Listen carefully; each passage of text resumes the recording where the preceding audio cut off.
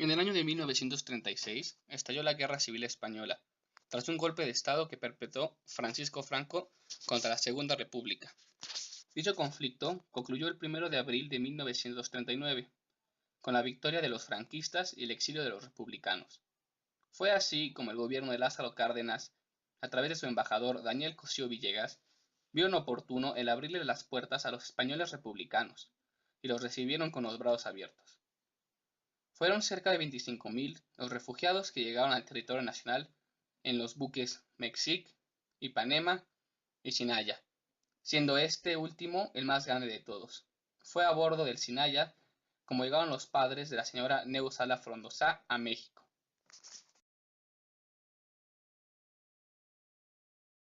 Sí, yo soy Neus Sala Frondosá.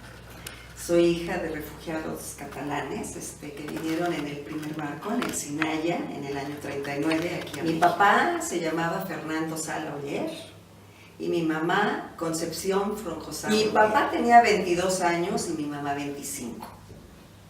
Mi papá fue voluntario de la Era voluntario aunque durante la guerra lo hicieron. Mi mamá era maestra, trabajaba durante la guerra civil, todavía trabajó frente a... Mi abuelo materno era un diputado de la Generalitat en Cataluña. Mi abuelo tuvo la oportunidad de salir huyendo y les propuso a sus hijos venir a México porque el gobierno de México les abrió las puertas y les ofrecía traerlos.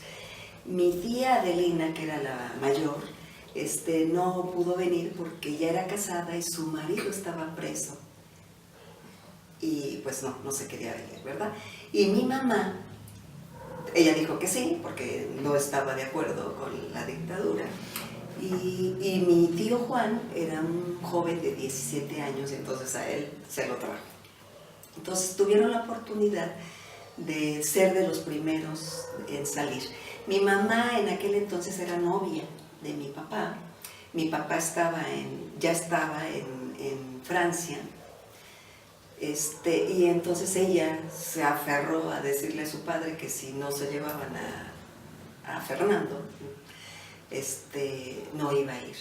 Y su abuelo, con tal de darle gusto, dijo, y entonces que era su de ahí pudo salir mi papá, supuestamente porque era el marido de mi madre, y pudieron salir en el primer barco en el Sinaya. Fue en el puerto de Veracruz donde finalmente desembarcó el buque Sinaya. Fue ahí donde el general Lázaro Cárdenas y el pueblo mexicano recibieron a los exiliados mediante pancartas, música y obsequios y les dieron una calurosa bienvenida a toda aquella comunidad española para que se sintieran bienvenidos en nuestro país. Cuando llegaron a Veracruz, eso también lo recuerdo muy bien, porque mis padres dijeron que fue así impresionante el recibimiento que les hicieron, cantidad de pancartas, un mundo de gente que fueron ahí, les regalaban fruta, les regalaban. Eso también lo tengo muy presente, que mi papá siempre dijo que el primer traje que tuvo se lo dieron aquí en México, porque él venía vestido de militar. Fueron múltiples las actividades que desarrollaron los miembros de la comunidad española en México, puesto que vinieron de todas las profesiones y clases sociales. Desde intelectuales hasta empresarios, así como obreros y campesinos, llegaron principalmente a la Ciudad de México. A continuación, la señora Neus Sala Frondosá nos platicará a qué se dedicaron sus padres al llegar a la Ciudad de México. Ellos son de los que vinieron casi inmediatamente a la Ciudad de México. Aquí en la Ciudad de México tuvo una gran decepción mi madre porque mi abuelo venía con una pareja que ya estaba esperando una criatura y él dijo, yo ya los traje y yo me voy. Y mi abuelo se fue a vivir a Venezuela. Allá en Venezuela vivió en Caracas.